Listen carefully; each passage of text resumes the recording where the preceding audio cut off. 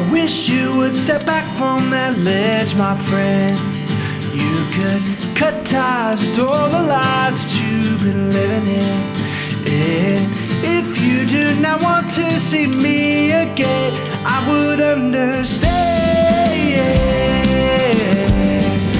I would understand. The angry boy a bit too insane, asking over the secret pain. You know you don't belong. You're the first to fight, you wait too loud. You're the flashing light on the burial shroud. I know something's wrong. Well, everyone I know has got a reason to say, put the past away. Wish you would step back from that ledge, my friend. You could cut ties with all the lies that you've been living in. And if you do not want to see me again, I would understand. I would understand. He's on the table and he's got a code, and I don't think anyone knows what they're doing here. And your friends have left you, you've been dismissed. I never thought it would come to this, and I want you to know everyone's got to face down the demons. Maybe today they'll put the past away. Wish you would step back from that ledge, my friend. You could cut ties with all the lies that you've been living in. And if you do not want to see me again, I would understand. I would understand.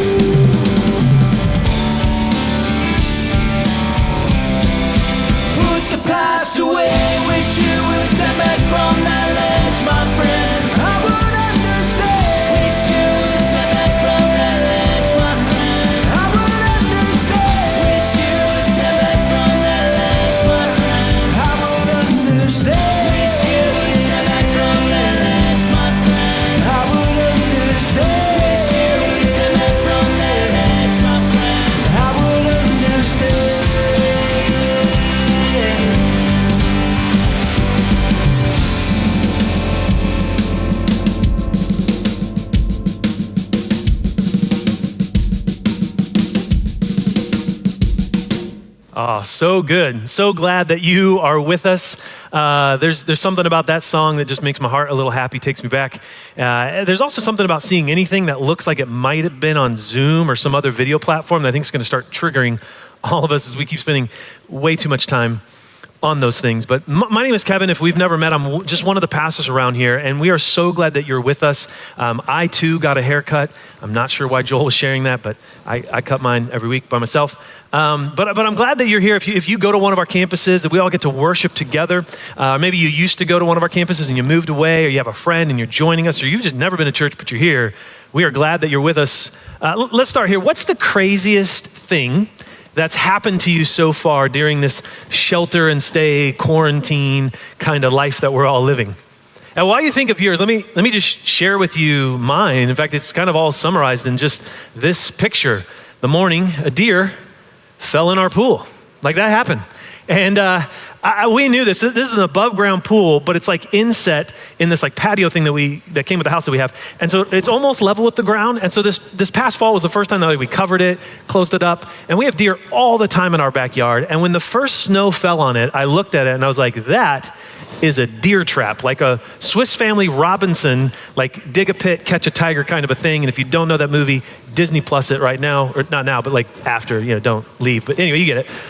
But I knew this was going to happen. And so a couple weeks ago, I'm on an early morning call with some church leaders from around the globe, talking about the pandemic and church planning and stuff. And my 12-year-old son busts in the room and he's like, Dad, there's a deer in the pool. And thus set in motion a family fun adventure for the morning where we were all trying to do anything we could. I have a snow shovel in my hands. Like, I don't even know what I'm doing. We're just trying to get this deer out of there and try to help it. And I'm telling you, you have never seen a deer or an animal or a person with a more desperate look on its face or fear in its eyes than this deer that had been treading water for Lord knows how long in our pool. And so we put chairs in there, ladders in there, pieces of scaffolding, like just trying to help it get a hold of something, a footing, and get out. But that poor deer was so panicked, so desperate, so afraid that it just couldn't see clearly the help that we were trying to give it. And I want to just suggest that you and I are more like that deer than we might like to think, because you and I, when we are depressed, desperate, anxious, fearful, or panicked, we just don't see very clearly. We get stuck. We get stuck treading water, not asking for help. We get stuck in the fear, not seeing the way out, that we start swimming right past the answers that are there for us. And that's what we want to talk about for the next couple of weeks in this series that we're calling Escape Room. Now, I don't know how you feel about escape rooms or if you've experienced one. I personally don't really like them. But they're this weird kind of phenomenon in our country. A couple of years ago, there were only 22 escape rooms in the country. And today, there are over 2,500 of them in the country. So they've kind of like swept the nation with this escape room like thing that, again, I don't get it. If you're not familiar, what you do at an escape room is you take your hard-earned money and you give it to them, and then they lock you in a room with people that you may or may not like, and by the end of the experience, probably won't like, and together you have to work together to find clues and solve riddles and puzzles and try to get out. Again, not my idea of fun. Maybe it is for you, but that's what an escape room is, but that's not actually what we're talking about. We're talking about something different that has swept across our nation long before escape rooms and way before the coronavirus. It's the mental health issues that many of us have faced or our friends are facing. It's the anxiety and the depression that is affecting an increasing number of people in our country. And what's not a game and is not humorous is to feel like you are stuck in a place of desperation or depression or anxiety or a place of hopelessness. Let me share with you just a couple of stats to kind of just talk about what a big issue this is in our country. 51% of people will have a diagnosable psychiatric disorder during their lifetime, most of us. 40,000 Americans die by suicide every year. And for every one of those that committed suicide, there are 12 more people that will attempt it, which means that every minute of every day in our country, someone is attempting suicide. The median delay in getting treatment for all mental disorders is 10 years. They say that less than half of those who need treatment for anxiety and depression will ever receive it, which means most of us are suffering and suffering a lot longer than we have to. Mental illness and mental health affects us all, even if maybe you don't feel like it affects you personally. I know it affects someone that you know or love. And again, this was all true before COVID, pandemics. And now all of us are living with the effects of isolation and boredom and fear and uncertainty. In fact, there might be some of you right now tuning into this service because like you've never been to church, or at least not to our church, but you are just desperate looking for an answer because it feels like the very ground that you've been standing on, everything you thought you could trust, you can't. And I just want to say that you are in the right place.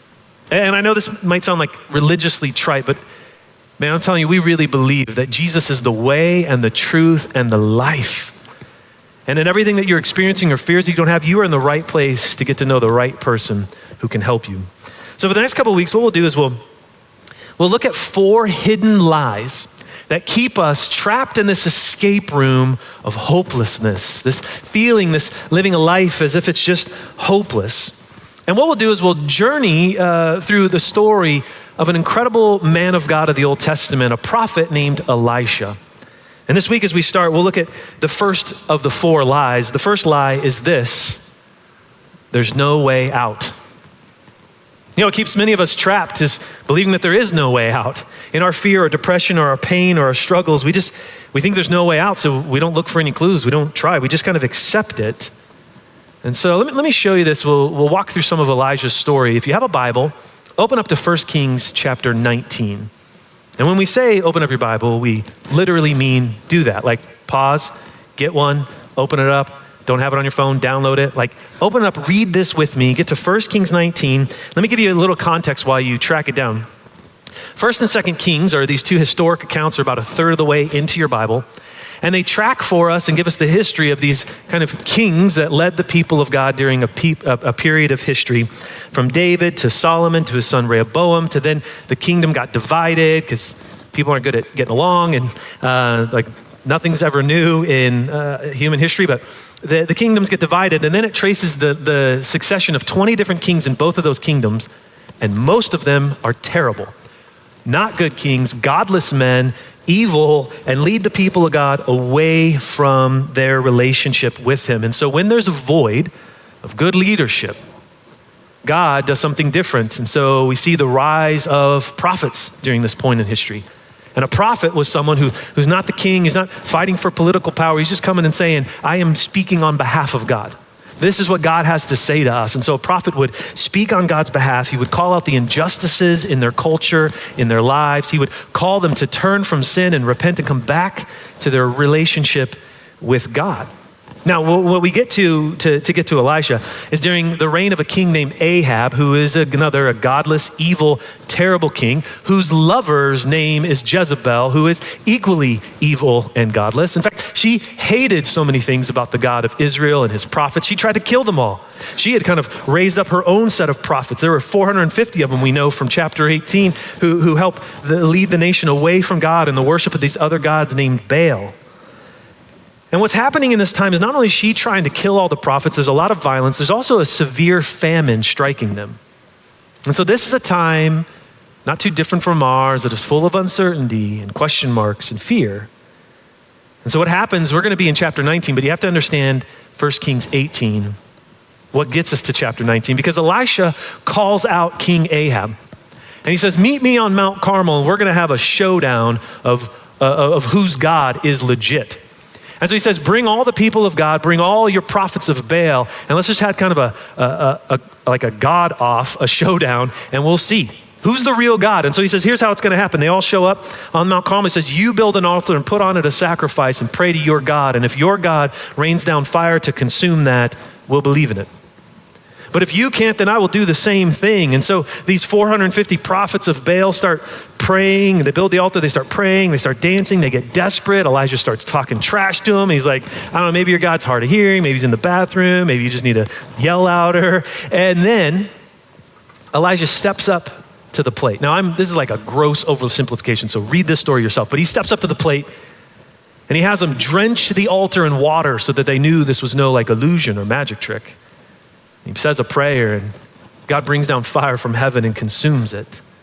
In this moment, God revealed himself as not only real, but as powerful and present and responds to his people.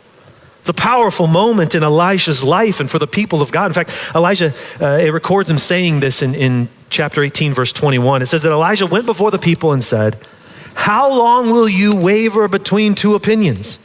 If the Lord is God, follow him. But if Baal is God, follow him. But the people said nothing. And so you have this moment that is so powerful. And I want to suggest to you that you and I kind of have a Mount Carmel kind of moment happening in our own lives. So I think we have a lot in common with the people of God back then. Because without even realizing it, we have started to follow some bad leaders or some bad advice. We've started to follow some empty promises and put our hope in some things that simply cannot deliver, right? We've been raised in a culture that has told us we can always rely on an economy and we can be whatever we dream up that we can be, and we can rely on our education or our work ethic. And then pandemic strikes and we realize, man, there's not as much that we can control as we'd like to think. Man, we might have been putting our hope in the wrong kind of stuff. We might have been following the wrong way to live. I really think it's a Mount Carmel kind of moment for you and I to ask, as Elijah did that day, who do you believe in? Who are you following? See, we don't really like to admit that we have needs, that we are limited, but God invites us to be fully human, which is to live into the limits, to recognize all that we cannot control, but all that He is, and to live then in dependency and relationship with Him, connected with Him as our life source. And He says, any attempt to live apart from me will come up empty.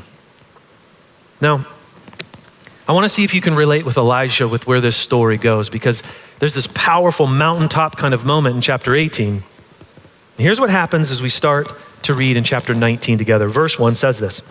Now Ahab, remember, bad king, told Jezebel, terrible girlfriend, everything Elijah had done and how he had killed all the prophets with the sword. I forgot to say that part because those 450 prophets of Baal, Elijah had them like John Wick style, just killed.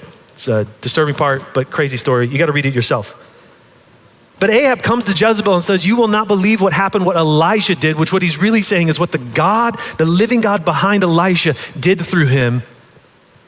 And unfortunately, Jezebel doesn't quite get the message, because here's what happens next, verse 2. So Jezebel sent a messenger to Elisha to say, may the gods deal with me, be it ever so severely, if by this time tomorrow I do not make your life like that of one of them.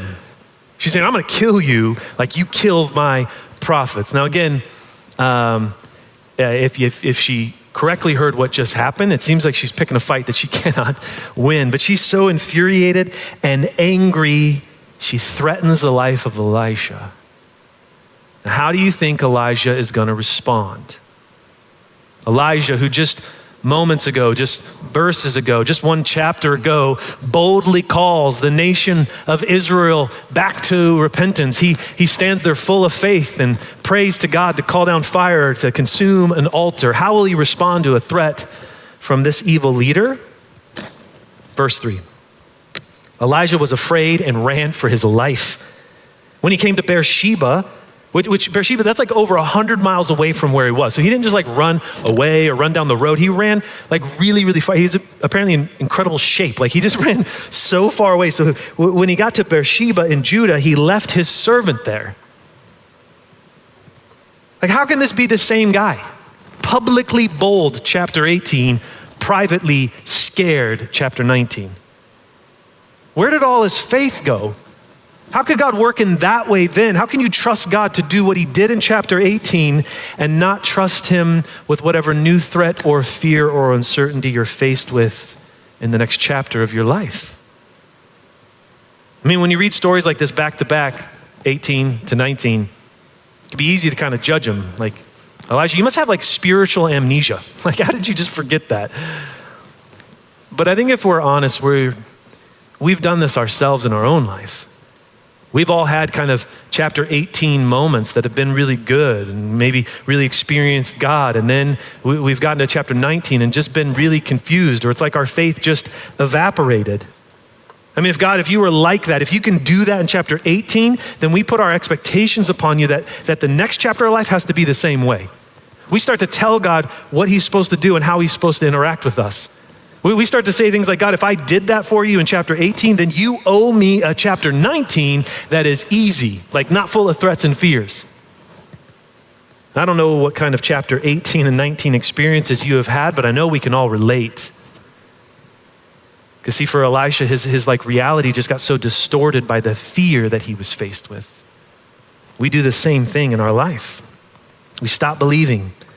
Doesn't matter how faithful God has been, we are met with some new obstacle or storm or struggle, and our faith evaporates and we begin to doubt his faithfulness and we try to run from the fear. There's something about fear and situations where we feel stuck and there's no way out that we just try to run from our reality.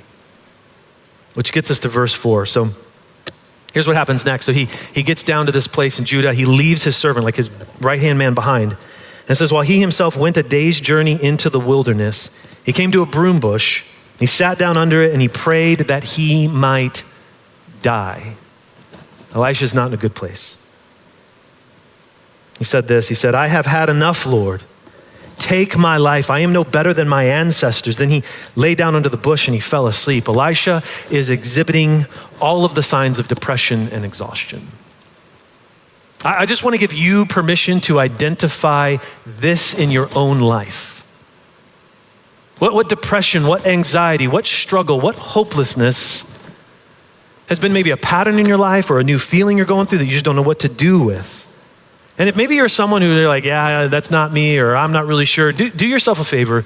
Google the Burns Depression Checklist. It's a simple self-assessment to just see where you're at in this conversation. But let's take that story there of Elisha and what happened to him, and let me show you a couple of clues of how you and I can learn from him and not get stuck in this belief that there's no way out. Here's the first clue. You and I have to identify the causes. Identify at least the potential causes that might be playing into this thing in our life. Identifying the causes is the road to identifying the solution. If you're too focused on the problem, you're never going to get on the solution side of things. So you and I have to become like a detective in our own life and take seriously the warning signs that are around us. Right? Let me show you how we do this at 242. We talk about this a lot. We use this acronym, the RPMs, like the same RPM gauge in your car. I don't totally know how it works. I just know that like if you rev the engine too high for too long, it is damaging and inefficient to the vehicle. And there is a gauge of RPMs in our own life that you and I can assess and pay attention to and learn to live healthy. Let me show you what they are. The RPMs stand for this. It's to gauge and assess your life on how are you doing relationally, how are you doing physically, how about mentally, and then spiritually. These create 4 great categories to kind of look at your life and assess how are you doing. Let's go back through them and kind of look at Elijah and then think about ourselves. Like Elijah, we know relationally, he's got some relational tension. Jezebel would like to kill him. And we also know that he chose isolation. He ran and then he left his closest friend to go be by himself. He is relationally not in a healthy place. How are you? And if you are keeping to yourself and keeping all your feelings to yourself, that is the surest way to stay stuck in the trap of feeling like there's no way out. If there's some relational tension, man, use this quarantine time to make those calls and those texts and pray those prayers to extend apologies or to extend forgiveness and be a person of reconciliation and to work on having stronger marriages and stronger parenting in this time. How are you doing relationally? The second thing, physically, we know for Elisha that he was exhausted. He had just run way too far, was trying to do everything in his own strength. Again, it's a time of famine, so there is hunger and there is exhaustion. There is something powerful about these two kind of primal human needs of food and sleep that can uniquely, if we do not take care of them, put us in a place to believe a lie of hopelessness. We all know that it's more simple than we make it. We know we should eat healthy, we should sleep well, and we also know we should exercise. So how are you doing with those things? How much TV or sitting or junk food have you partaken in? And this is why we're doing that virtual 5K in a couple of weeks, because we just know we need to all get moving and we hope you will all join us. But while that's simple, I do want to say this is important because you might be someone who really does try to take care of yourself and eat right and exercise, but that is not always enough. I mean, when it comes to mental health, it's multifaceted. And no matter how much you eat well or take care of yourself, you might need some medicine. There might be some chemical imbalances. There might be some other things that you need to pay attention to, and you need to just admit that. You need to just make a call and set up an appointment and look into it. So there's relationally, there's physically, then there's mentally. We know Elijah is in a terrible mental place. Elisha is praying that God would just take his life and end him. In fact, he prays that not only would he take his life, but that he's no better than all of his ancestors. Now this directly correlates with the second lie that we will look at next week, which is the lie that our life is worthless. But you and I, we can relate at moments where we feel like the whole weight of the world is on us, like we've done nothing but mess up or we've done nothing but work hard and get nothing for it. And mentally for Elijah in this moment, and we can do the same, our mental thoughts can be so out of alignment with God's will for our life because we are filling our minds so much with the news and with negativity and not his truth. We need to return to what is unchanging in uncertain times. Return and be anchored on the unchanging truths of who God is, of his character, of his faithfulness, and of the worth and the value that he has placed on each one of us. And fill our minds with that and learn to doubt our feelings. Our feelings are real, but they're not always truth. We need to learn to bring our feelings and our fears into submission to the unchanging truth that God has given us. Which leads to the last part, the S of RPMs, is spiritually, how are you doing? Now it's interesting because Elijah's this man of God, this prophet, but we have no record of him when Jezebel makes this threat, stopping to pray and consult God on what to do or how to handle it. Instead, out of fear, he reacts and he runs. We do the same thing. We just jump right to worst case scenarios, right to fear, right to trying to find solutions on our own. We don't even consult God. We just take off running from reality. Spiritually, how are you doing with God? And I do want to say in this season of shelter in place and pandemics and uncertainty, of fears, I do think that relationally we're in a unique place to really most of us have been guilty of saying oh, I just wish I had more time. Well, now we have it or more of it. What will we do with it? And I wonder for some of us, and I want to be careful when I say this because not all sadness is from sin, but all sin can lead us towards sadness and depression and anxiety. And in this season of life, what if the funk that you are in is because God wants to draw out the sin or character issues in your life that you have been running from or suppressing or trying to avoid? And what if the anxiety or the depression is actually attached to this thing that God's saying, will you confess it? Will you admit it? Will you get some help? Will you take some steps to change? See, the first clue is you and I have got to look for the potential causes to the lie that we believe sometimes that we're stuck. But that leads us to the second clue, which is this. The second clue is we must then be honest about the pain. Now this is where Elijah gets this totally right. He is dead honest with God. He doesn't shy back from how he feels, even though it is dark and hopeless. We need to learn ourselves how to be honest about pain, but the truth is many of us, we're not that good at it. We have a couple of ways of dealing with pain that aren't real healthy. If you're like me, when there's pain, I tend to try to deny it. I just try to pretend like that isn't there. I just try to deny that pain. It's like being a 5-year-old kid thinking a Band-Aid fixes everything. Band-Aids don't fix everything. And just like there can be physical pain in our life, there is emotional pain in our life, and there are consequences to just trying to ignore that. See, when we deny the pain that we're in, we can be led even unconsciously to a place where we are trying to self-medicate that pain and get rid of it. And we will look to things like food or sex or video games or TV or drugs or work or success to escape the pain because we're too focused on the symptoms and we're not trying to heal the root cause. And for many of us, we just haven't been raised in a culture that knows how to grieve and mourn very well. We avoid it, we deny it, we run from it. Do you know there's a whole book of the Bible dedicated to that? It's called Lamentations. It's all about the laments and the grieving and the mourning of the people of God. And if you've never read it, it's a short book, but there's some amazing, powerful nuggets of truth in there. But 80% of it is just sad, lamenting. I'm saying for those of us who try to deny the pain, we have to be willing to lament and walk through the 80% to get to the nugget of deep, rich truth that's on the other side. Because where's God trying to take us in wholeness and health does not come from trying to deny the pain that we're in. But some of you, you're maybe on the other side of the spectrum. You don't deny it. You kind of just wallow in it.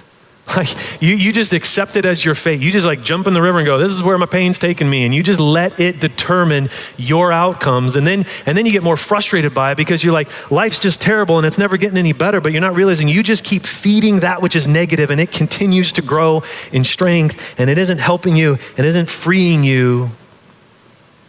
In both of these, denying it and wallowing in it, there's kind of a gross but interesting verse that I think speaks to this because we keep doing the same things thinking it'll be different next time. It never is. Hear these words from Proverbs. Proverbs 26 says this: as a dog returns to its vomit, so fools repeat their folly. Now, I know that's nasty. That's a disgusting image. It doesn't make any sense for a dog to puke something up and then decide to go back and eat it for its lunch. But it doesn't make any sense either for us to keep doing the same things with our emotions and our pain that just keep us stuck in the same place. There's a different way. It is not from pretending that it doesn't exist, and it's not from just accepting it as our fate. It's this third thing you and I must choose to walk through it. More accurately, it might feel like trudging through it. Just trying to put one foot in front of the other and keep moving. Now, I want you to hear these words from another prophet, the prophet Isaiah in the Old Testament. In Isaiah chapter 40, verse 31, he said this: "Those who hope in the Lord will renew their strength." That's what we want, our hope in God, renew our strength. "They will soar on the wings of eagles. They will run and not grow weary. They will walk and not be faint." See, sometimes in the struggles and the pains of our life, we want our hope in God to make us soar like eagles, like help us run and not grow weary, to have that kind of strength. But sometimes the strength that God provides is just enough to keep walking, keep putting one foot in front of the other, and trust that you will not faint and that He has got you. I mean, this is really what makes the Easter story so central and potent. What we just celebrated last week is the event of the death and resurrection of Jesus. It's the center of our faith, and it's the promise from God that not only did Jesus conquer death, but for you and I, He conquered the fear of death, which means there is no pain, there's no struggle, there's no storm, there is no obstacle that you and I will face that can claim an ultimate victory over us, because Jesus already won that battle, and with Jesus there is always hope. And we wish it was otherwise. We wish there'd be no pain in life, but Jesus' promise is that He's conquered it, and we can trust that. So just keep putting one foot in front of the next. Keep walking. Keep becoming the person He's creating you to be. Hear these words from Richard Rohr. I love this quote. He says this: "I believe that the Christian faith is saying that the pattern of transformation is always death transformed, not death avoided.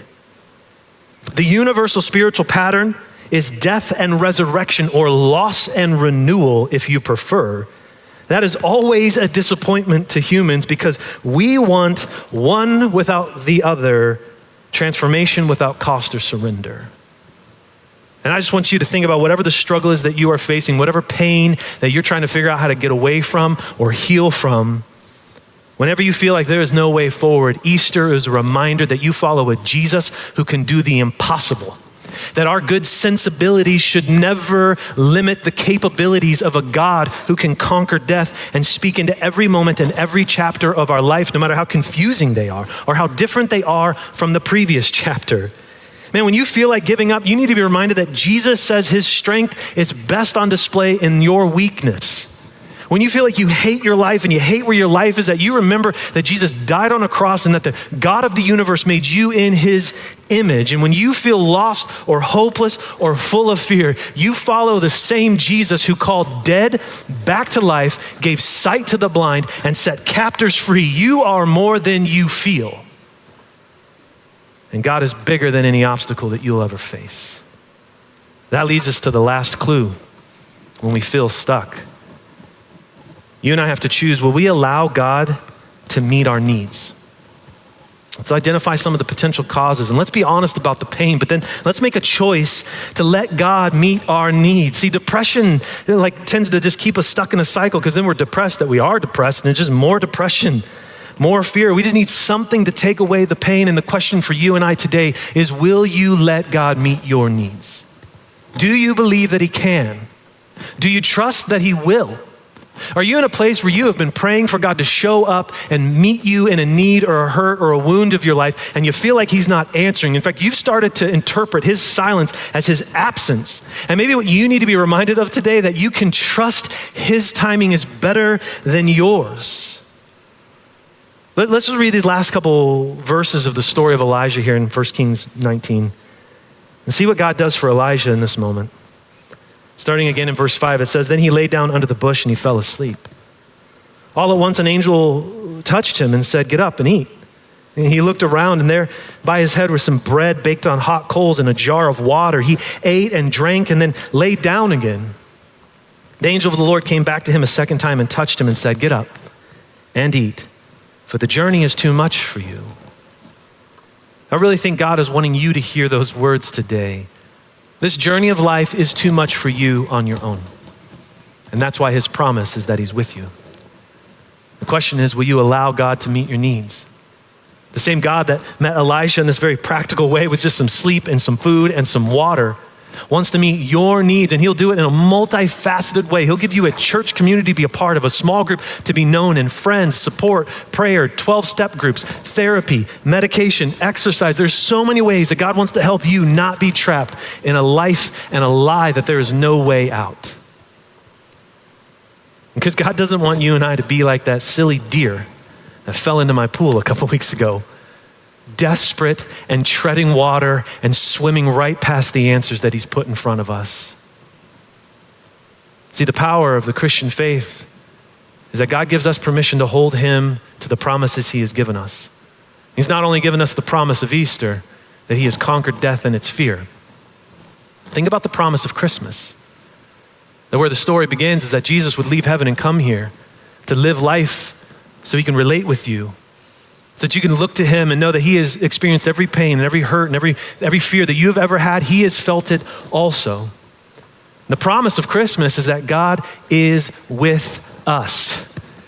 We wish so bad that it was that God exempted us from the pain and the struggles we didn't want to go through. God never promised to exempt us. He promised to be right there with us, which is why Jesus and hopelessness cannot coexist, because hopelessness is a lie that there's no way out. And Jesus invites us to see that our hope is not some wishful thinking or dependence upon our strength or some hope of an outcome someday, but rather is tied to his presence that is with us and deep within us, that he's got us. In the midst of whatever the struggle or the trial is, or the burden that you are carrying.